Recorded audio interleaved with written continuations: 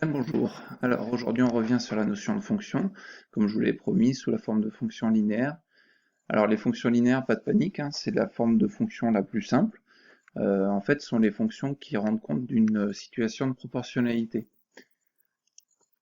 Alors, pour rappel, hein, sur la notion de fonction, qu'est-ce qu'on a fait? On a vu les formes algébriques des fonctions, hein, type f de x égale 2x carré moins 3. On a calculé des images. Bon, on a associé ça au vocabulaire, images antécédents, fait des tableaux de valeurs et fait des représentations graphiques, et il fallait être capable d'extraire les données de l'un pour recréer l'autre, etc.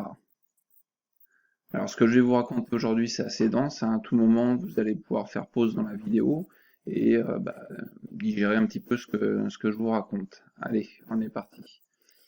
Alors, donc les fonctions linéaires, j'adosse ça aux deux fiches, hein, évidemment, que je vous ai mis dans le pronote. Donc, c'est une histoire de proportionnalité, donc deux grandeurs sont proportionnelles évidemment si on passe de l'une à l'autre en multipliant toujours par un même nombre. Par exemple, le périmètre d'un hexagone, que vous avez ici hein, dans le tableau, l'hexagone régulier, il a 6 côtés de même mesure, donc évidemment pour obtenir le périmètre à partir de la longueur du côté, on multiplie par 6 tout simplement. On se retrouve avec un tableau de proportionnalité. Si on associe une fonction à ça, la fonction elle va au côté x associer le périmètre, et donc elle ne fait que multiplier par 6. Hein. Si vous vous souvenez de nos histoires de boîtes, ici, ma fonction linéaire, elle ne fait que multiplier par 6, donc c'est bien une situation de proportionnalité. Alors on a le même vocabulaire pour les fonctions linéaires que ce qu'on avait avant. Donc notre fonction linéaire ici, on dit qu'elle est de coefficient a. Le coefficient, hein, c'est le coefficient de proportionnalité. Hein. Ici, on note ça de la même façon. Donc f qui a x associe a fois x. Et le f entre parenthèses x, ça se lit toujours f de x. Et donc on a la forme générale de nos fonctions linéaires, c'est f de x égale a fois x. Alors, donc c'est une situation de proportionnalité. Ici, si on considère la fonction qui a x associe 8x, et qu'on vous demande de calculer f de 5, l'image de 5, vous allez tout simplement faire 8 fois 5, et ça fait 40. Si on vous demande de calculer l'image de moins 9, f de moins 9, c'est 8 fois moins 9, ça fait moins 72. Alors à l'inverse, on peut vous demander de retrouver des antécédents. Le nombre qui a pour image 32, c'est quand on a multiplié par 8, on a obtenu 32, donc ce nombre, ça va être 4, tout simplement. L'antécédent de 96, c'est 96 fois, 8 fois combien égale 96? C'est 8 fois 12. Alors, d'une manière générale, on va être amené à résoudre des équations. L'antécédent de 72, c'est pour quel nombre x a-t-on 8x égale 72, on résout la petite équation et on trouve x égale 9. Donc trouver une image, il suffit de faire un calcul, trouver un antécédent, il faut résoudre une petite équation. Et avec ça, on peut remplir le tableau de données qui est ici. Alors, durant la vidéo, là, vous pouvez au fur et à mesure faire pause et puis compléter votre fiche de cours, bien sûr. Alors, l'expression algébrique d'une fonction linéaire. L'expression algébrique, c'est cette forme-là. Hein. C'est f qui a x associe 3x, ou alors f entre parenthèses x, hein, qui se lit f de x égale 3x. Alors, si on regarde la fonction qui a un nombre associe son double, hein, c'est la fonction qui a x associe 2x, par exemple. La fonction qui prend la moitié d'un nombre, à x, elle associe un demi de x. Quand on me donne un nombre et son image, pour trouver le a, le coefficient, je me pose la question suivante, hein, par combien je dois multiplier 5 pour obtenir 12? Donc mon nombre, mon coefficient a, il est tel que a fois 5 égale 12. À nouveau, je me trouve face à une équation. Hein. Ça veut dire que a, c'est 12 divisé par 5, et donc ça fait 2,4. Donc ma fonction, à x, elle associe 2,4x. En fait, quand je suis en face d'une fonction linéaire, il suffit d'avoir un nombre et son image pour pouvoir déterminer la forme algébrique de la fonction, c'est-à-dire la déterminer avec sa forme en x, comme ça.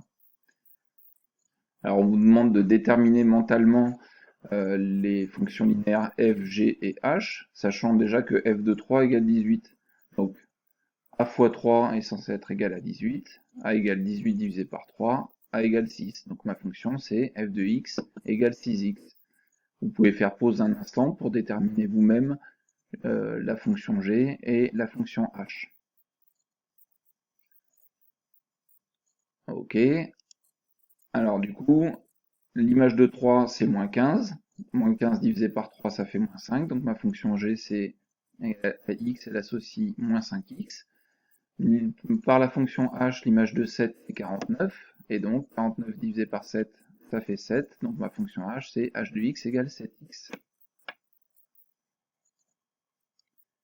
Avec ce que je vous ai raconté jusqu'à maintenant, vous êtes capable de faire les exercices 1 et 2 de la fiche d'exercice en plus d'explications. Ce sont des petits calculs, soit une équation, soit un calcul direct. Alors, on va parler maintenant de la représentation graphique des fonctions linéaires. Donc déjà, première chose, c'est une situation de proportionnalité, on l'a déjà dit. Une représentation d'une situation de proportionnalité, c'est toujours une droite qui passe par l'origine. Si je reprends mon tableau avec mon hexagone de départ, là, ici, et que je place les points qui correspondent, 2, 12, 3, 18, ici, dans un repère, ben je m'aperçois que mes points ils sont bien tous alignés sur une même droite, et que cette droite elle passe par l'origine du repère, c'est-à-dire le point de coordonnées 0, 0. Bon, et du coup, dans un repère, la représentation graphique de la fonction linéaire de coefficient a, c'est l'ensemble des points de coordonnées x à x, et c'est une droite qui passe par l'origine. Alors, on dit non seulement que ça passe par l'origine du repère, mais en plus que ça passe par le point de coordonnées 1a, où a est le coefficient directeur, il donne la direction de la droite, et y égale à x, on va appeler ça l'équation de la droite. Alors ça nécessite une petite explication, qui passe par GeoGebra. Donc voici une droite représente la fonction linéaire qui à x associe 2,8x. Ici je me suis fait un curseur qui me permet de faire varier le coefficient directeur de ma fonction.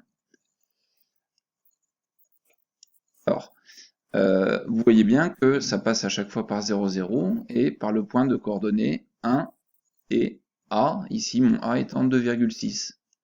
Donc ma fonction linéaire, c'est une droite qui passe par l'origine du repère et par le point de coordonnées 1a. Mon a, il donne la direction de ma droite.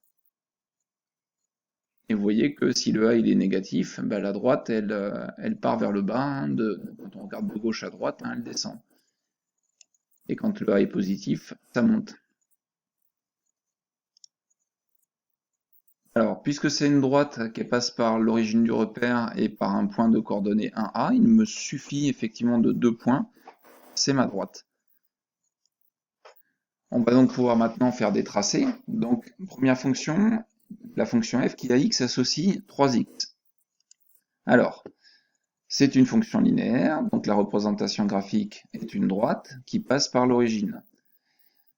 Si je regarde l'image du nombre 1, 3 fois 1 ça fait 3, et donc ça va passer par le point de coordonnées 1, 3. Je place mon point de coordonnées 1, 3, et je trace ma droite qui passe par ce point et par 0, 0. Pour la deuxième fonction, c'est un petit peu plus compliqué. À x, elle associe 2 tiers de x. Alors là, j'ai une fraction. Et ce qui se passe, donc c'est à nouveau une fonction linéaire, c'est une droite qui passe par l'origine, donc je vais passer par 0, 0, mais il me faut un autre point. L'image de 1 ici, 2 tiers fois 1, ça fait 2 tiers, et 2 tiers à placer, c'est pas terrible, c'est par là, quoi. Mais c'est pas très précis, quoi. Donc du coup, on va procéder différemment. On va calculer l'image de 3. Pourquoi 3? Parce que c'est le dénominateur en fait de notre fraction. 2 tiers fois 3, ça fait 6 tiers, ça fait 2. Et donc, l'image de 3, par ma fonction, ça va être 2. Ici, hop.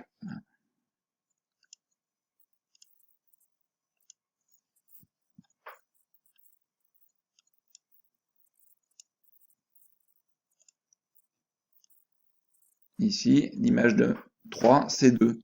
Par conséquent, je vais placer mon point de coordonnées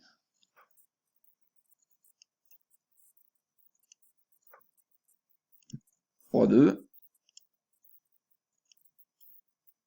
Hop. Ici.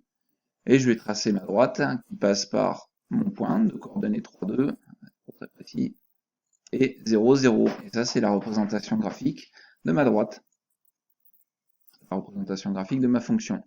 Même chose pour ici, moins un quart. Alors, vous pouvez faire pause si vous voulez essayer de le faire par vous-même. Et voici ma droite. Donc, moins un quart, je vais choisir de calculer l'image de 4, du coup. L'image de 4, moins un quart fois 4, ça fait moins 1. Donc, ça passe par 4 moins 1, qui est ici. Et après, ça passe par 0, 0. Et je trace ma droite. Avec ce que je viens de vous raconter, vous êtes capable de faire l'exercice 3 sans plus d'explications. Alors, concernant l'exercice 4 maintenant, donc on a des droites qui sont tracées. Alors, la droite D1 elle va être associée à la fonction f, la droite D2 à la fonction g, la droite D3 à la fonction h. Par simple lecture, donner les équations des trois droites, D1, D2, D3, c'est la forme algébrique de notre fonction. Donc, quand je dis f de x égale 2x, ça représente la droite d'équation y égale 2x. Ici, pour ma droite D1, donc on voit que 1, on voit pas bien où ça passe. Par contre, pour 2, ça passe par le point de coordonnées, ici, 2, 1. Et donc, du coup, le coefficient, ça va être 1 divisé par 2, c'est-à-dire 1 demi, ou encore 0,5. Donc, ma droite, elle a pour équation y égale 1 demi. Si on voit pas bien pour 1, on va chercher un point où on voit bien, et après, on fait ordonnée divisé par abscisse. Trouver le coefficient. Alors, ici pour le 2, vous allez reporter votre coefficient que vous avez trouvé, c'était un demi. Donc même chose pour G, même chose pour H. Vous allez être capable du coup de remplir ce tableau par lecture graphique et de répondre à ces questions-là. Concernant l'exercice 5, à nouveau, on fait une lecture graphique pour donner les équations de la droite, c'est-à-dire l'équation, la forme algébrique de la fonction, f de x égale quelque chose, et on vous demande de tracer ces trois représentations graphiques, les représentations graphiques de ces fonctions-là. Bien évidemment, je vous adjoins le corrigé des deux fiches, et vous pouvez toujours me poser des questions par mail. Voilà, je vous souhaite une bonne journée, au revoir.